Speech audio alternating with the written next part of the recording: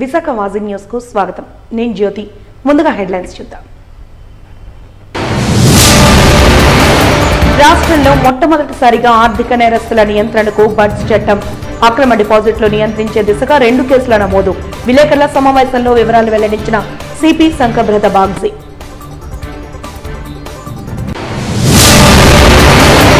Junior doctor హత్యను ఖండిస్తూ Visakha beach road లో భారీ ర్యాలీ. దోషులు ఎంతటి వారైనా శిక్షించాలని డిమాండ్ చేసిన వైద్యులు.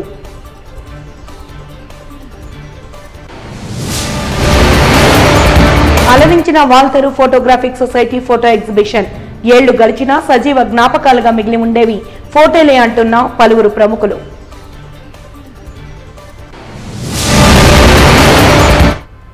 ఇక వివరాల్లోకి వెళ్తే, సింహాచలం తొలిపావంచ నుంచి మెట్ల మార్గంలో కొండపైకి వెళ్లి సింహాద్రి అప్పన్నను హోంమంత్రి వంగలపూడి అనిత దర్శించుకున్నారు. కుటుంబ సభ్యులతో అప్పన్నను దర్శించుకున్న హోంమంత్రికి దేవస్థాన అధికారులు, అర్చకులు ఆలయ మర్యాదలతో స్వాగతం పలికారు.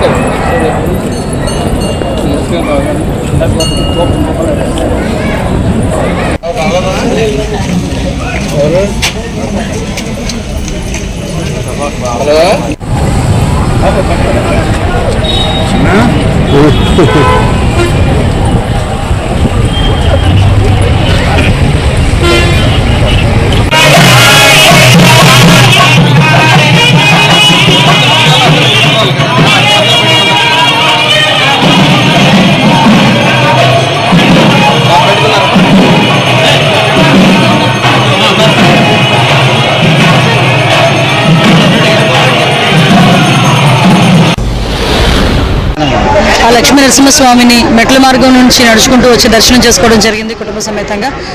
ఈరోజు రావడం నా అదృష్టంగా, మెట్ల మార్గం నుంచి వచ్చి దర్శించుకోవడం నా అదృష్టంగా భావిస్తున్నాను. లక్షలాది మంది భక్తులు వచ్చే ఈ లక్ష్మీ నరసింహస్వామి, అదేవిధంగా ఉత్తరాంధ్రకి ఇలవేల్పు ఈ లక్ష్మీ నరసింహస్వామి దూర ప్రాంతాల నుంచి ఇక్కడికి వచ్చి దర్శనం చేసుకుని వెళ్తారు. ఇక్కడ ఉన్న అన్ని సదుపాయాలు కూడా సక్రమంగా ఉండాలని మేము ఇప్పుడే యోగా వాళ్ళతో కూడా మాట్లాడడం జరిగింది. మెట్ల మార్గం నుంచి వచ్చేటప్పుడు కూడా కొన్ని మెట్లు లాస్ట్ గవర్నమెంట్లో మేము ఉండేటప్పుడు కొత్త మెట్లు కన్స్ట్రక్షన్ చేయడానికి కూడా సిద్ధపడ్డారు అశోక్ గజపతిరాజు గారు. తర్వాత ఈ గవర్నమెంట్ వచ్చిన తర్వాత దాన్ని పూర్తిగా మన వైఎస్ఆర్సీపీ గవర్నమెంట్ వచ్చిన తర్వాత దాన్ని పూర్తిగా నిర్లక్ష్యం చేయడం జరిగింది. ఇప్పుడు మళ్ళీ కన్స్ట్రక్షన్ అనేది స్టార్ట్ చేసి మెట్ల మార్గం నుంచి వచ్చే భక్తులు కూడా ఎటువంటి ఇబ్బందులు కలగకుండా చేసుకునే బాధ్యత కూడా మేము అందరం తీసుకుంటాం. ఆ లక్ష్మీ నరసింహస్వామి ఆశీస్సులు మా అందరి మీద, అతి ముఖ్యంగా చంద్రబాబు నాయుడు గారి మీద, పవన్ కళ్యాణ్ గారి మీద, లోకేష్ గారి మీద, అందరి మీద ఉండాలని మనస్ఫూర్తిగా కోరుకుంటూ అందరూ కూడా ఆయురారోగ్యాలతో ఉండాలని మనస్ఫూర్తిగా కోరుకుంటాం. పెందుర్తి, గాజువాక ప్రాంతాలలో చీటీలు, గొలుసు కట్టు స్కీమ్లు, మల్టీ లెవెల్ మార్కెటింగ్ నేరాలకు పాల్పడిన 2 కేసులు నమోదు చేసి పోలీసులు అరెస్ట్ చేశారు. ఈ మేరకు పోలీస్ కమిషనరేట్లో సమావేశ మందిరంలో మీడియా సమావేశంలో సిపి శంకబ్రత బాగ్జీ మాట్లాడుతూ, రాష్ట్రంలో మొట్టమొదటిసారిగా ఆర్థిక నేరస్తులను నియంత్రించడానికి 2 కేసులు నమోదు చేసినట్టు తెలిపారు.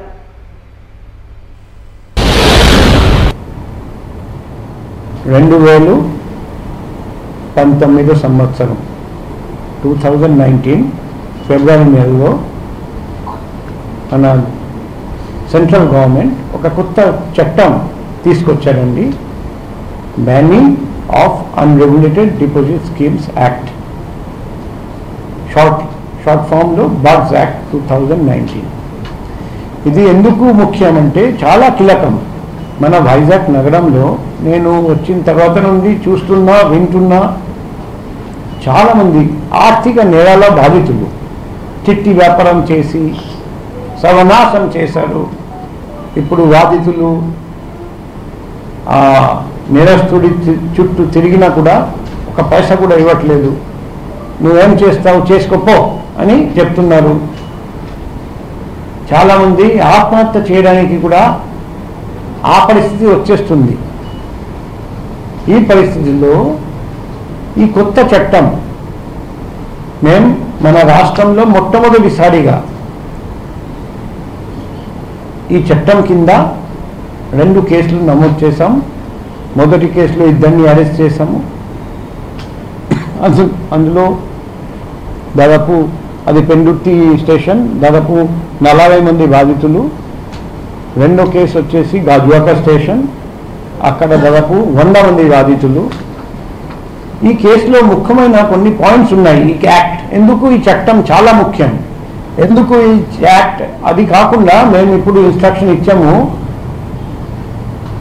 2019 సంవత్సరం తర్వాత ఈ కేసు రిజిస్టర్ అయిన ఫిబ్రవరి నెల తర్వాత రిజిస్టర్ అయిన ప్రతి ఆర్థిక నెలల కేసు ఇప్పుడు కూడా అండర్ ఇన్వెస్టిగేషన్ ఉంటే కోర్టు పర్మిషన్ తీసుకొని ఈ యాక్ట్ సెక్షన్స్ యాడ్ చేస్తాం. ఎందుకంటే ఈ సెక్షన్ యాడ్ చేస్తే ముద్దాయి 10 సంవత్సరాల వరకు జైలు శిక్ష, అది కాకుండా ఫైన్ వచ్చేసి కోట్ల రూపాయలు, 2 కోట్ల రూపాయలు ఫైన్, 2 times మన పబ్లిక్ నుండి ఎంత వాళ్ళు తీసుకున్నారు దానికంటే 2 times వరకు. అంటే అనుకోండి, ఒకడు పబ్లిక్ నుండి 10 కోట్లు తీసుకున్నారు, ఈ కొత్త చట్టం ప్రకారం అతని మీద 20 కోట్ల ఫైన్ కోర్టు ఆర్డర్ చేసుకోవచ్చు. అంటే ఇది డిటరెంట్ పనిష్మెంట్ అన్నమాట. ఇటువంటి పనిష్మెంట్ ఉంటే భవిష్యత్తులో నేరస్తులు ఇటువంటి నేరం చేయాలంటే భయపడతారు.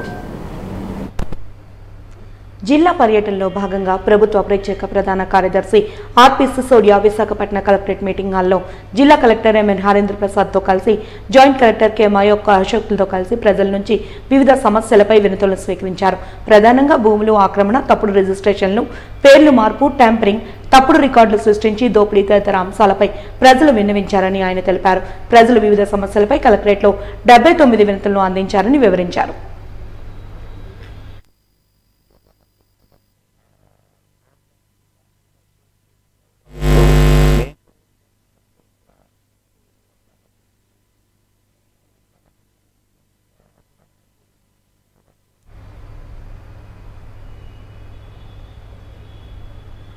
ఇంట్లో నిద్రిస్తున్న సమయంలో రాత్రి వేళ కిటికీ లోపల నుంచి ప్రధాన ద్వార గడియను విరగొట్టి బీరువాలో 25 తులాల బంగారు ఆభరణాలను దొంగిలించిన పాత నేరస్తుడిని సిసిఎస్ పోలీసుల సాయంతో సిటీ పోలీసులు అరెస్ట్ చేశారు.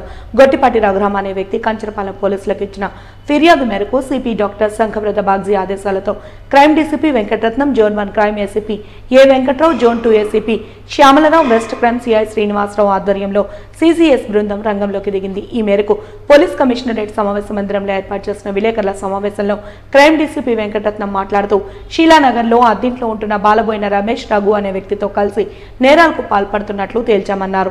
గతంలో రమేష్ గుంటూరు, ఒంగోలు, విజయవాడ, విశాఖ తదితర ప్రాంతాలలో చిన్ననాటి నుంచే జైలు జీవితం అనుభవించి నేరాలకు పాల్పడుతున్నారని ప్రాథమికంగా తేలిందని తెలిపారు.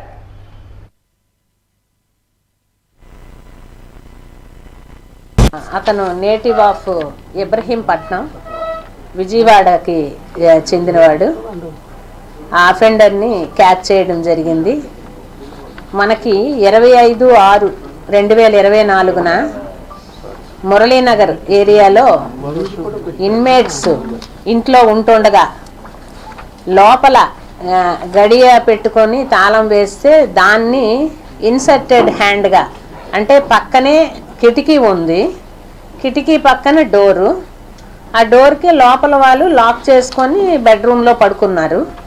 సో అలా పడుకున్నప్పుడు ఇతను ఏదో ఒక ఇన్స్ట్రుమెంట్తో ఆ లోపల లాక్ను బ్రేక్ చేసి ఆ గడియని తప్పించి లోపలికి ఎంట్రీ అయ్యి వాళ్ళు ఒక బెడ్రూమ్లో పడుకున్నారు. సెకండ్ బెడ్రూమ్లో ఒక బీరువా ఉంది. ఆ బీరువా తాలూకా తాళాలు కూడా బీరువాకు దగ్గరలోనే అవైలబుల్గా పెట్టారు. సో ఆ తాళాలతో బీరువా ఓపెన్ చేసి అందులో ఉండే సుమారు 25.5 తులాల బంగారం పోయినట్టుగా మనకి కంప్లైంట్ ఇవ్వడం జరిగింది. కేసు 245/24గా మనము రిజిస్టర్ చేయడం జరిగింది కంచరపాలెం పోలీస్ స్టేషన్ లిమిట్స్లో. అప్పటి నుంచి కూడా అసలు మనకి వాంటెడ్ క్రిమినల్ నేను వచ్చిన నుంచి కూడా ఆల్రెడీ మనకి ఎంవిపిలో అండ్ కంచరపాలెం అదర్ 3 టౌన్ ఏరియాల్లో జరిగాయి.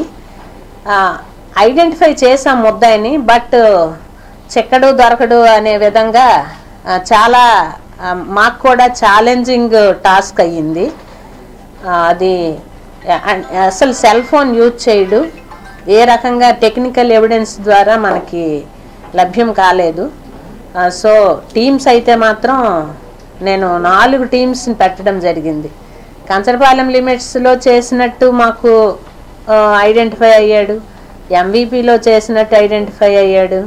So Kancharapalem and CCS MVP అంటే ఈ ద్వారకా ఐడి పార్టీ అదర్ అందరి ఎఫర్ట్స్, అసలు ఏసీపీ గారు అయితే డైరెక్ట్గా వెంకటరావు గారు చాలా వాచ్ చేసి వాడిని క్యాచ్ చేయడంలో మాత్రం ఒక 20 days అట్లా మేము కూడా గాలం వేసి పట్టినట్టుగా పట్టడం జరిగింది. జూనియర్ డాక్టర్ హత్యను ఖండిస్తూ విశాఖ బీచ్ రోడ్లో భారీ ర్యాలీతో నినాదాలు చేశారు. ఆదివారం ఉదయం బీచ్ రోడ్లోని వైఎంసీఏ నుండి కాళీమాత ఆలయం వరకు వైద్యులు భారీగా ర్యాలీ చేశారు. ఆంధ్ర మెడికల్ కాలేజీ జూనియర్ డాక్టర్ల పిలుపు మేరకు నగరంలోని అన్ని ఇటీవల పశ్చిమ బెంగాల్లోని కోల్కతాలో దారుణంగా ఆసుపత్రుల వైద్యులు మెడికల్ సిబ్బంది నల్లని అత్యాచారం అనంతరం హత్యకు గురైన జూనియర్ డాక్టర్ సంఘటనను ఖండిస్తూ బీచ్ రోడ్లో వైద్యులు మాస్కులు ధరించి భారీగా ర్యాలీకి తరలివచ్చారు. నిందితులను కఠినంగా శిక్షించాలని, హత్యకు గురైన జూనియర్ డాక్టర్ కేసులో న్యాయం చేయాలని వారంతా ప్లకార్డులను బ్యానర్లను పట్టుకుని ర్యాలీ చేపట్టారు. ఈ సందర్భంగా ర్యాలీలో పాల్గొన్న all India OBC general secretary doctor Shivashankar Dadai, Jyotiba Phule, all India OBC association president Potala Prasad Naidu సంయుక్తంగా మీడియాతో మాట్లాడుతూ జూనియర్ డాక్టర్ హత్య కేసులో పలు విషయాలు వెలుగులోకి తీసుకురావాలని కోరారు.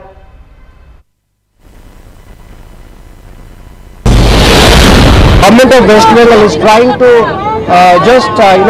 take the incident such as suicide first and then trying to protect the real culprit, the real perpetrator of this kind of activity is really we condemn from the city of Visakhapatnam at Andhra Pradesh.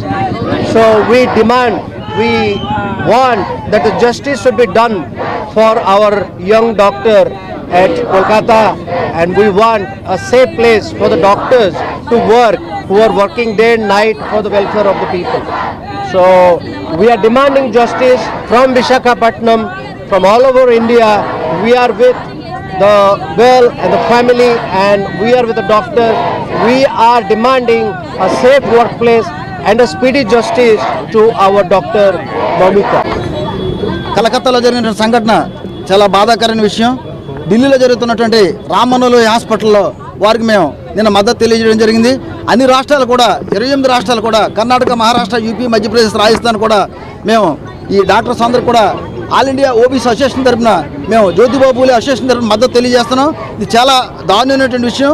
Doctors corona టైంలో ప్రతి ఒక్కరికి ప్రాణభిక్ష పెట్టారు. వీళ్ళు ప్రాణం పోయే వ్యక్తులకి డాక్టర్లు ప్రాణం పోసారు. ఇటువంటి డాక్టర్లకి ఈరోజు భారతదేశంలో రక్షణ లేదు. ఈరోజు ప్రధానమంత్రి గారు కానీ, ఇటు రాహుల్ గాంధీ గారు కానీ, ప్రియాంక గాంధీ గారు కానీ ఎవరు మాట్లాడలేదు డాక్టర్ విషయంలో. ఏంటి ఈ విషయం? దీని మీద మేము పార్లమెంట్లో దీన్ని భారీ స్థాయిలో తీసుకొచ్చి భారతదేశంలో ఉన్నటువంటి డాక్టర్స్ మొత్తం మద్దతు ప్రకటించాలా. భారతదేశంలో డాక్టర్కి సెక్యూరిటీ కావాలా. ఇవాళ సెక్యూరిటీ లేదు డాక్టర్స్కి. ఈరోజు అమ్మాయిలు చాలామంది మహిళలు ఈరోజు అర్ధరాత్రి టైంలో డ్యూటీలు చేస్తున్నట్టు మహిళలకి రక్షణ లేదు ఈరోజు భారతదేశంలోనూ. ఇటువంటిది ఇమీడియట్గా రాష్ట్ర ముఖ్యమంత్రి చంద్రబాబు నాయుడు గారు కూడా ఆయన ప్రత్యేకంగా చొరవ తీసుకొని ప్రధానమంత్రి గారితో మాట్లాడాలని గౌరవ మన ముఖ్యమంత్రి గారికి కూడా మేము చంద్రబాబు నాయుడు గారు కూడా విజ్ఞప్తి చేస్తున్నాం. ఇటువంటి సంఘటన పునరావృతం కాకూడదు. ఈరోజు మన ప్రెస్ వారికి కూడా కరోనా టైంలో వీరు చాలామందికి సహాయం చేశారు. మన డాక్టర్స్ కేజీహెచ్లో కూడా, ఉత్తరాంధ్రలో కూడా చాలామంది ఈ కార్యక్రమం చేస్తున్నారు. నలుమూల నుంచి వచ్చినటువంటి డాక్టర్లందరూ కూడా మేము సపోర్ట్ చేస్తూ ఈరోజు అవకాశం కల్పించినటువంటి డాక్టర్ దళాయ్ గారికి, మన అసోసియేషన్ వారికి కూడా మేము మద్దతు తెలియజేస్తున్నాం. ఈరోజు ఉదయం అన్ని హాస్పిటల్స్ నుంచి, అంటే వైజాగ్లో ఉన్నటువంటి చాలా హాస్పిటల్స్, మెడికల్ కాలేజెస్ నుంచి స్టూడెంట్స్, సిటిజన్స్, వాళ్ళ తల్లిదండ్రులు, డాక్టర్స్ అధిక సంఖ్యలో ఇక్కడ మేము అందరం గ్యాదర్ అయ్యి వెస్ట్ బెంగాల్లో రీసెంట్గా జరిగిన ఇన్సిడెంట్కి సంఘీభావం ప్రకటించాం. ఈ ఇన్సిడెంట్స్ ఇలాంటివి హీనమైనటువంటి కృత్యాలు ఫ్యూచర్లో జరగకుండా గవర్నమెంట్స్ కానీ అథారిటీస్ కానీ అప్రోప్రియేట్ యాక్షన్స్ తీసుకుంటాయని ఆశిస్తూ మేమందరం ఇక్కడ గ్యాదర్ అయ్యి మీ సమక్షంలో శాంతియుతంగా అందరి సహకారంతో, మీడియా వాళ్ళు, తర్వాత సిటిజన్స్ వీళ్ళందరి సహకారంతో ఈరోజు శాంతియుతంగా మేము కాళీమాత టెంపుల్ నుంచి పార్క్ వరకు ఒక శాంతియుతమైనటువంటి ర్యాలీని నిర్వహించాం. ఈ ర్యాలీల ముఖ్య ఉద్దేశం ఏంటంటే ఇలాంటి సంఘటనలు పునరావృతం కాకుండా ప్రభుత్వం కానీ అథారిటీస్ కానీ సరైనటువంటి చర్యలు, ఇందులో కొన్ని ముఖ్యమైనటువంటి మేము చర్చించడం జరిగింది. వాటిని మీ అందరికీ కూడా చెప్పడం జరిగింది. ఇందాకలా సెంట్రల్ ప్రొటెక్షన్ యాక్ట్ని తీసుకొచ్చి ఇందులోకి అన్ని స్టేట్స్ వాళ్ళని ఇంక్లూడ్ చేసి ఒక కేంద్రీకృతమైన చట్టాన్ని తీసుకురావాలని మేమందరం రిక్వెస్ట్ చేస్తున్నాం. ఫాస్ట్ ట్రాక్ కోర్ట్స్ని ఏర్పాటు చేయాలని, అంటే సత్వర న్యాయం జరగాలి. ఇది వారం రోజులో 10 రోజులో 15 రోజులో 2 నెలల్లో 6 నెలల్లో పోయిన తర్వాత న్యాయం జరిగినా ఏ టైప్ ఆఫ్ న్యాయం జరిగింది, ఈ కల్ప్రిట్స్కి ఎలాంటి శిక్ష పడింది అనేటటువంటిది స్పష్టత లేకపోవడం వల్ల జనాల్లో అవేర్నెస్ లేక ఇలాంటి కృత్యాలు జరుగుతూనే ఉన్నాయి. సో వీటిని ఆపాలి అంటే మనం ఈ యాక్ట్ ద్వారా గవర్నమెంట్ తీసుకున్నటువంటి చర్యల్ని పబ్లిసైజ్ చేయాలి. విధి నిర్వహణలో అంకిత భావంతో కేసుల పరిష్కరణకు ప్రజాసేవకు సిద్ధంగా ఉండేవారిని ఎప్పటికప్పుడు ప్రమోషన్లతో ప్రోత్సహిస్తూ ఉంటామని నగర పోలీస్ కమిషనర్ డాక్టర్ సంకబ్రద బాగ్జీ తెలిపారు. ఈ మేరకు పోలీస్ కమిషనర్ సమావేశ మందిరంలో నెలవారీ ప్రమోషన్ల పండగ కార్యక్రమాన్ని నిర్వహించారు. ఈ సందర్భంగా పోలీస్ కమిషనర్ మాట్లాడుతూ ప్రతి నెల డిపార్ట్మెంట్లో కేసుల పరిష్కారానికి కృషి చేసిన వారిని అభినందిస్తూ ప్రోత్సహించే దిశగా ప్రమోషన్లు అందిస్తామని తెలిపారు. డ్రగ్ రహిత, క్రైమ్ రహిత విశాఖ నగరాన్ని తీర్చిదిద్దడం పోలీసుల పాత్ర కీలకమని తెలిపారు. 2 సివిల్ విభాగాలు, 1 ఆర్పీఎఫ్ విభాగం కీలక స్థాయిలో పనిచేసి సత్ఫలితాలను ఇచ్చే దిశగా కృషి చేయాలని కోరారు.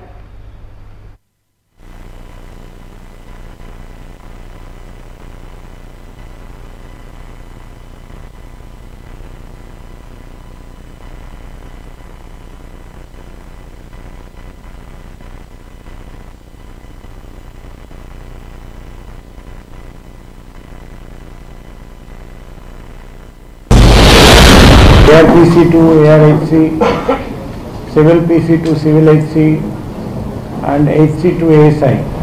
ప్రమోషన్ పొందిన కొందరు ఇక్కడ ఉన్నారండి, కొందరు విజయవాడలో డ్యూటీ చేస్తున్నారని రాలేకపోయారండి. వాళ్ళందరికీ హృదయపూర్వక శుభాకాంక్షలు, అభినందనాలు. ఎందుకంటే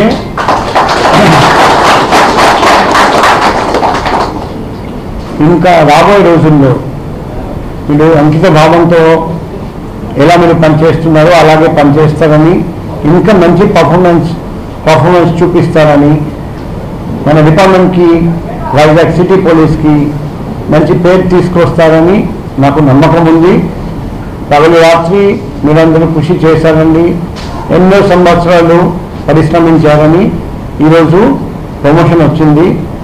రాబోయే రోజుల్లో కూడా ఇలాగే ప్రతి నెల ప్రమోషన్ పండుగ పెట్టి సభముఖంగా గౌరవించి సత్కరించి మేము ఇలాగే అందరికీ ప్రమోషన్ పొందిన వాళ్ళకు అభినందనలు తెలియజేస్తా, శుభాకాంక్షలు తెలియజేస్తా. ఎందుకంటే constable, head constable, ASI both civil and AR మన డిపార్ట్మెంట్కి 3 స్తంభాలు. ఆ 3 స్తంభం సరిగ్గా పనిచేస్తే, పరిశ్రమ బాగా శ్రమిస్తే, కష్టపడి పనిచేస్తే, కృషి చేస్తే, అంకిత భావంతో పనిచేస్తే మన డిపార్ట్మెంట్కి మంచి పేరు వస్తుంది, ఫలితాలు వస్తాయి, ప్రజలు కూడా హర్షిస్తారు.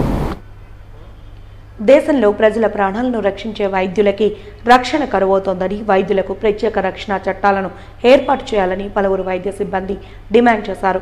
ఆంధ్రప్రదేశ్ ప్రాథమిక ఆరోగ్య కేంద్రం డాక్టర్స్ అసోసియేషన్ విశాఖపట్నం జిల్లా వైద్య ఆరోగ్య సిబ్బంది సంయుక్త ఆధ్వర్యంలో కోల్కతా జూనియర్ వైద్యురాలు మమిత హత్యకు గురైనందున నిరసన తెలిపారు. జీవీఎంసీ గాంధీ విగ్రహం వద్ద జరిగిన క్యాండిల్ ర్యాలీలో వారు పాల్గొని తమ సంతాపాన్ని తెలిపారు. ఈ సందర్భంగా పలువురు వైద్యులు మాట్లాడుతూ దేశంలో వైద్యులకు భద్రత కోసం కేంద్ర ప్రభుత్వం, రాష్ట్ర ప్రభుత్వం ప్రత్యేక రక్షణ చట్టాలను తీసుకురావాలని కోరారు. మహిళలు పనిచేసే చోట భద్రతా ఏర్పాట్లను పర్యవేక్షించాలని సూచించారు. అత్యాచారం చేసిన దోషులు ఎంతటి వారైనా ఉపేక్షించకుండా శిక్ష విధించాలని డిమాండ్ చేశారు.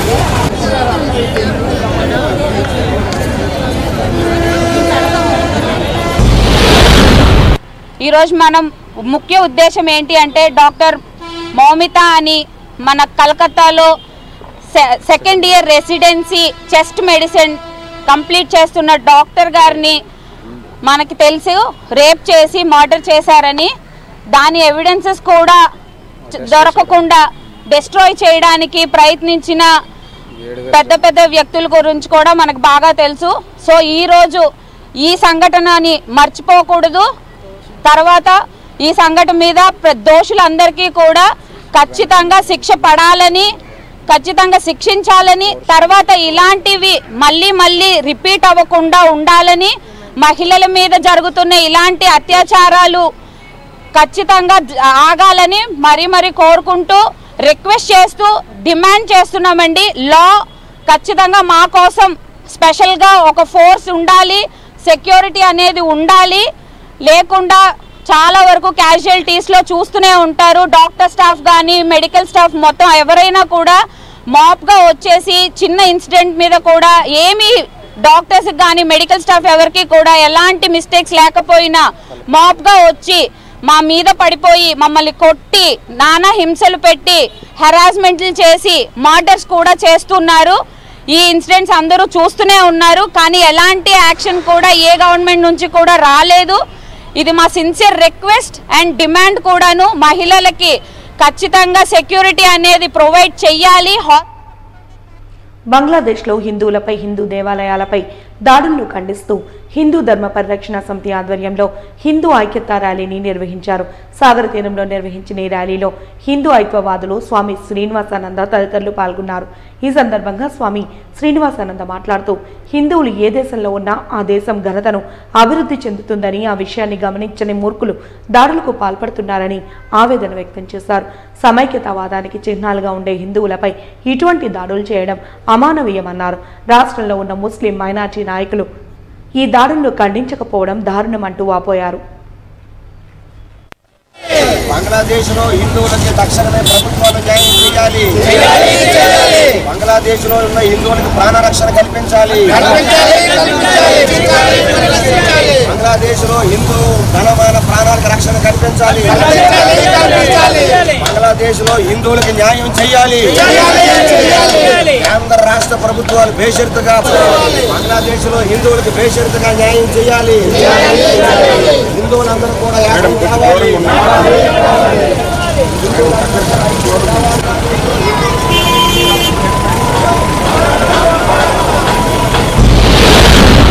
బంగ్లాదేశ్లో గత 15 రోజుల నుండి హిందువుల మీద జరుగుతున్నటువంటి దమనకాండ, ఒక పక్క హిందువులకు సంబంధం లేనటువంటి అంశం పార్లమెంటులో బంగ్లాదేశ్ విముక్తి కోసం ఎవరైతే పోరాటం చేశారో వారి కోసం రిజర్వేషన్ల అనే అంశం 30% రిజర్వేషన్లు తీసేయమని ఉద్యమం జరిగింది. కానీ దాన్ని పక్కన పెట్టేసి పూర్తిగా హిందూ సమాజం మీద మొత్తం భౌతికంగా ధన మాన ప్రాణాలని మహిళల్ని ఎత్తుకుపోవడం చూడండి. ఆ బ్యానర్లో చూస్తే ఎన్నో చాలా దారుణాతి దారుణాలు, ఆలయాలు తగలబెట్టేయడం, పురుషుల్ని చేతులు కాళ్ళు కట్టేసి భర్తల ముందు భార్యని బలాత్కరించడం, ఆడపిల్లలు చదువుకునే కాలేజీల మీద దాడి చేసి వ్యానుల పైన ఆడపిల్లలు ఎత్తుకుపోవడం, బట్టలిప్పేసి వారిని వెంబడించడం, వారిని సామూహికంగా మానభంగాలు చేయడం, ఆ వీడియోలు తీయడం, ఏమిటండి ఎక్కడున్నామా సభ్య సమాజం సిగ్గుపడేటట్లుగా ఒకప్పుడు 40% ఉండేటటువంటి బంగ్లాదేశ్లో పూర్తిగా ఎక్కడైతే హిందువులు ఉంటున్నారో నిన్నగాక మొన్న పాకిస్తాన్లో హిందువుల్ని తరిమేశారు, ఆఫ్ఘనిస్తాన్లో తరిమేశారు హిందువుల్ని, ఇప్పుడు బంగ్లాదేశ్ నుంచి తరిమేస్తూ ఉన్నారు. మరి ఇలాగ అన్ని దేశాల నుంచి కూడా హిందువుల్ని తరిమేసి హిందువుల మీద దాడులు చేసి వేలాది మందిని చంపి నరమేధాన్ని చేసి ఏమిటి పైశాచిక ఆనందం? ఏమి హిందువులు ఏమి దారుణం, ఏమి పాపం చేశారని ఆ దేశాన్ని అభివృద్ధి చేయడమే హిందువుల పాపమా? మీరు చూడండి, భారతదేశంలో ఉన్న హిందువులు ఏ దేశానికి వెళ్ళినా ఆ దేశం తాలూకా చట్టాలని, ఆ దేశం సమగ్రతని, ఆ దేశం తాలూకా మూల సూత్రాలని గౌరవిస్తారు. ఎన్నేళ్లు గడిచిన ఫోటోలు సజీవ జ్ఞాపకాలుగా నిలవడమే కాకుండా సాక్ష్యాలుగా పదిలంగా ఉంటాయని విజయ మెడికల్ సెంటర్ అధినేత డాక్టర్ సుమన్ కలగర అన్నారు. వాల్తేరు ఫోటోగ్రాఫిక్ సొసైటీ ఆధ్వర్యంలో ప్రపంచ ఫోటోగ్రఫీ దినోత్సవం సందర్భంగా ఆంధ్ర యూనివర్సిటీ హిందీ భవన్ సెమినార్ హాల్లో జరిగిన సభలో డాక్టర్ సుమన్ ముఖ్య అతిథిగా పాల్గొని ప్రసంగించారు.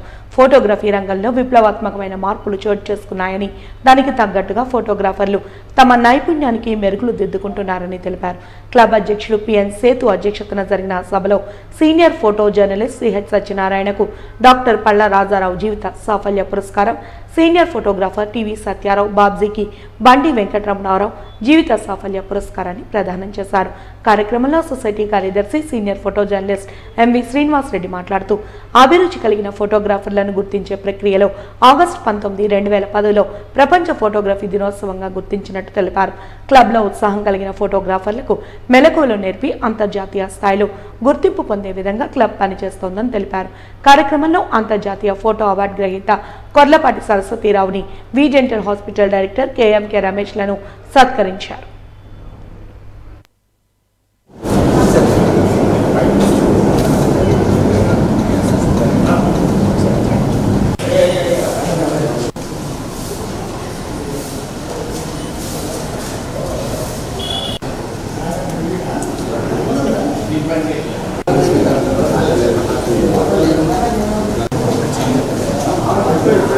ఈ 2000 సంవత్సరంలో స్థాపించాం.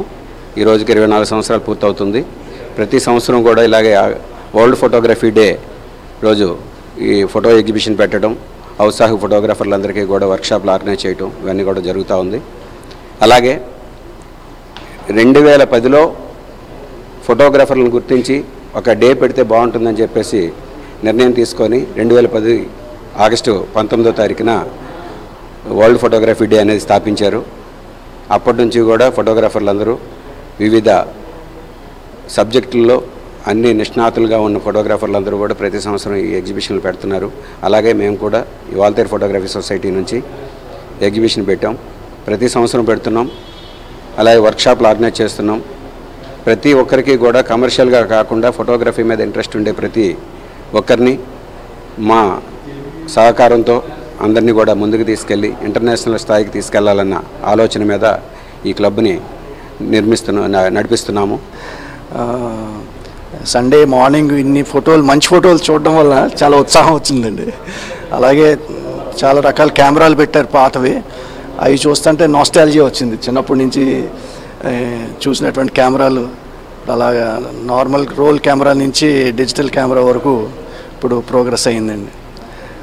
Different types of photography, still photography, wild life, అలాగే స్ట్రీట్ ఫోటోగ్రఫీ ఇవన్నీ కూడా చాలా బాగా అరేంజ్ చేశారు.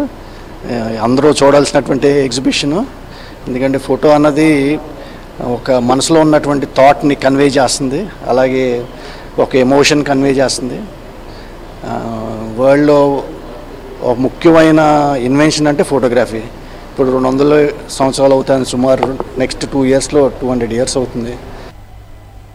వాజన్ న్యూస్ ముగించే ముందు హెడ్లైన్స్ మరొకసారి చూద్దాం. రాష్ట్రంలో మొట్టమొదటిసారిగా ఆర్థిక నేరస్తుల నియంత్రణకు బడ్స్ చట్టం, అక్రమ డిపాజిట్లను నియంత్రించే దిశగా 2 కేసుల నమోదు. విలేకరుల సమావేశంలో వివరాలు వెల్లడించిన సిపి సంకబ్రత బాగ్జీ. జూనియర్ డాక్టర్ హత్యను ఖండిస్తూ విశాఖ బీచ్ రోడ్లో భారీ ర్యాలీ. దోషులు ఎంతటి వారైనా శిక్షించాలని డిమాండ్ చేసిన వైద్యులు.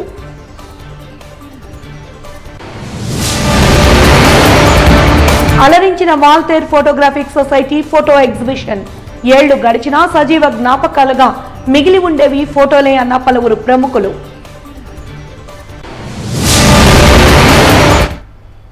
వాజీ న్యూస్ ఇంతతో సమాప్తం. నమస్కారం.